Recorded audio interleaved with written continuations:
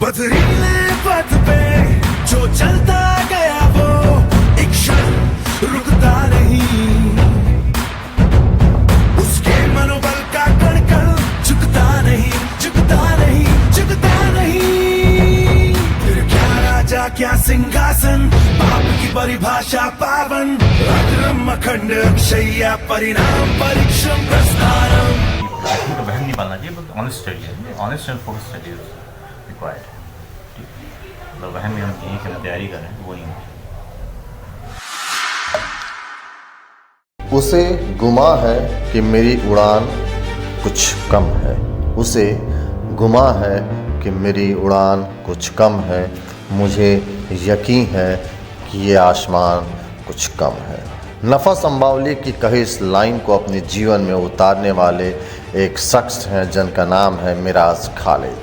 2007 batch के IPS अफसर खालिद साहब पूरब का ऑक्सफोर्ड कहे जाने वाले इलाहाबाद विश्वविद्यालय से परास्नातक हैं और वो भी अंग्रेजी में।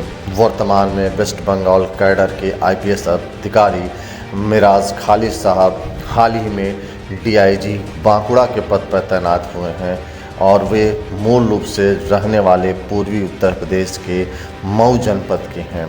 जब वो घर आते हैं तो बड़ी संख्या में पढ़ने वाले लड़के उनसे मिलने आते हैं, उन्हें रोल मॉडल के रूप में देखते हैं और मिराज खालिद भी दिल खोलकर उनसे अपनी बातें साझा करते हैं और उन्हें पढ़ाई के लिए, उनके आने वाले एग्ज़ामों के लिए, खासकर प्रतियोगी परीक्षा के एग्ज़ामों के लिए जो टिप्स वो दे सकते हैं वो देते हैं। ऐसे समय में जब आभासी दुनिया पर इतने सारे हीरो बिखरे पड़े हों, ऐसे में ये गुमान करने वाली बात हो सकती है कि रात के 10 बजे भी उनके घर पर यूथ का जमावड़ा लगा हो। लीक से हटकर आइए आज आपको सुनाते हैं बगैर कोचिंग के अपने दम पर पढ़कर यूपीएससी क्रैक करने वाले आईपीएस मिराज खालिद ने युवाओं को क्या टिप्स दिए। पूर्वी उत्तर प्रदेश का एक मुख्तलिफ सा शहर है मऊ। ताने बाने की नगरी माना जाता है। यहाँ से निकली हुई साड़ियाँ और कपड़े भारत ही नहीं दुनिया भर में उनकी अलग पहचान है। और इसी शहर की एक तंग गलियों से निकल के एक शख्स हैं मिराज खालिद, जो इंडियन पुलिस सर्विस के अफसर हैं और इस समय वेस्ट बंगाल कैडर में हैं, सीनियर आईपीएस अफसर हैं, डीआईजी के पद पर हैं। और जब वो आते हैं अपने घर तो बड़ी संख्या में जो लड़के हैं, नौजवान हैं, उनसे मिलने आते हैं, ये जानने आते हैं कि कैसे उनसा जैसा बना जा सकता है और कैसे वो मुकाम हासिल किया जाता है। और ये सुख भी बहुत कम लोगों को नसीब होता है कि कोई किसी को आदर्श माने। मेरा सर, तो आपका समय बड़ा कम है, आपकी शॉर्ट टाइम पर आप आए हैं, आपको जाना भी है।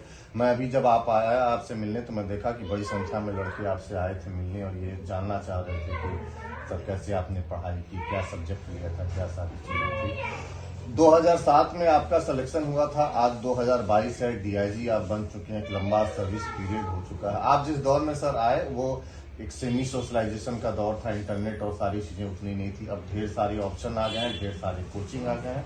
बड़ा एक स्पेसिफिक सा सवाल है कि जो मैसेज आप उन बच्चों को दे रहे थे हमारे माध्यम से नेशनल कवरेज के इस प्लेटफॉर्म पर अगर बता सकें कि आज भी अगर इस जॉब को, इस यूपीएससी जैसी प्रतिष्ठापरक परीक्षा को क्रैक करने के लिए बतौर मिराज खालिद साहब अपने इस 15-17 साल के एक्सपीरियंस और वर्तमान परिदृश्य में क्या करना चाहिए? तो मुझे लगता है कि किसी भी एग्जामिनेशन को पास करने के लिए, बीट करने के लिए बेसिक चीज़ एक ही चीज़ है, फोकस स्टडी और टारगेट पे नजर रखना।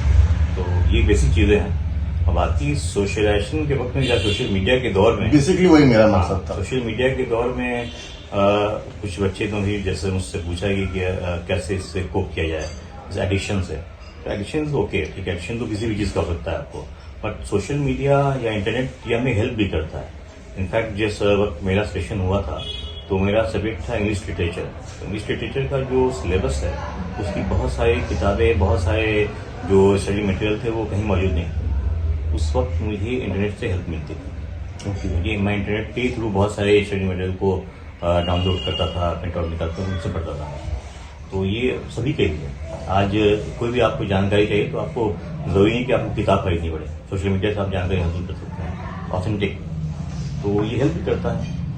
ये है कि आपको अपना सेल्फ कंट्रोल होना चाहिए कि आप कितना उसमें अपने फायदे के लिए यूज करते हैं या कितना दिग्भ्रमित हो जाते हैं। तो दिग्भ्रमित नहीं होना है, दिशा रखते हुए सही तरीके से चलेंगे तो हेल्प करेगा। सर आप तो सेल्फ स्टडी से पढ़ के किए थे, अब तो कोचिंगों का भी सर ठीक ठाक एक मायाजाल है।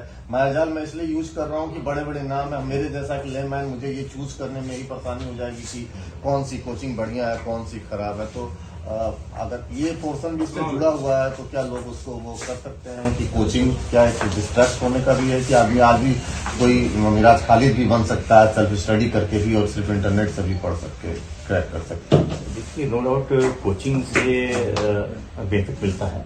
अब जो बच्चे बिल्कुल शुरुआत में आते हैं वो कोई जानकारी नहीं है, उन्हें कोई कोचिंग ज्वाइन के लिए 1 साल के लिए, तो उनको शुरुआत में ही थोड़ा सा डायरेक्शन मिल जाता है कि क्या करना है कैसे पढ़ना है अगर अच्छी कोचिंग ज्वाइन की।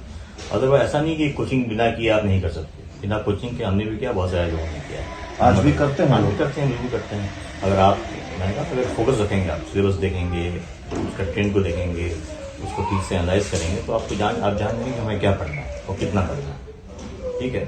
अब जो बच्चे ये एक्सरसाइज नहीं करते हैं उनको रेडीमेड मिल जाता है कोचिंग, तो कोचिंग आप उससे फायदा उठा सकते हैं। कोचिंग ऑलटुगेदर बुरी चीज़ नहीं है, बट बिना कोचिंग के वाले भी कर सकते हैं।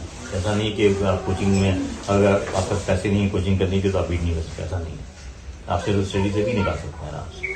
सर आखिरी बात, एक संदेश सर आज के यूथ को दीजिए। आज भी हम गांव में शहर में किसी से कोई बात होती है तो हम कहते हैं कि अच्छा भैया जो कलेक्टर बन जाओगे देखेंगे तो आज भी ये फर्स्ट प्रेफरेंस वाली जॉब है, लोग इसको पसंद करते। तो इस नए जमाने के इस नए यूथ को कुछ आपका एक संदेश, आपका एक्सपीरियंस क्या है?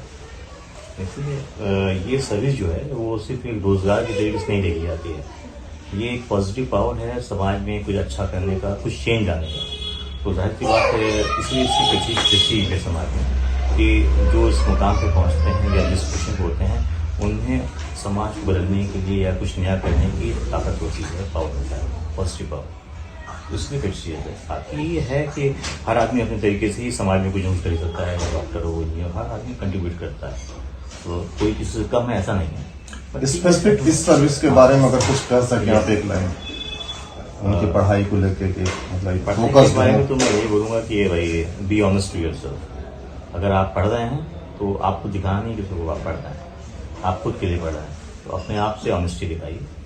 जो पढ़ते हैं ऑनेस्टी पढ़िए। चलिए सर, तो फोकस करिए। थैंक यू सो मच इतने व्यस्तता के बीच में और हमको सर समय देने के लिए थैंक यू सो मच। ये थे मिराज खालिद साहब। मिराज का मतलब होता है ऊंचाई प्रदान करने वाला, ऊंचाइयों को छूने वाला। और हम उम्मीद करते हैं कि जो लड़के आए थे मिराज साहब से मिलने वो और जो हमारे इस चैनल के माध्यम से उनकी इस बात को सुनेंगे, अगर इसमें कोई एक शख्स भी इस बात को फॉलो कर सके और उन जैसा बन सके तो हमारा ये प्रयास सार्थक हो और वो उस मुकाम को हासिल कर सके। तो ऐसे ही किसी और खबरों के साथ फिर आपसे जुड़ेंगे डिजिटल प्लेटफॉर्म पर। तब तक बने रहिए नेशनल कवरेज के साथ। और इस खबर पर मेरे साथ हैं मेरे सहयोगी मोहम्मद अख्तर। मेरा नाम है राजेश मिश्रा। धन्यवाद।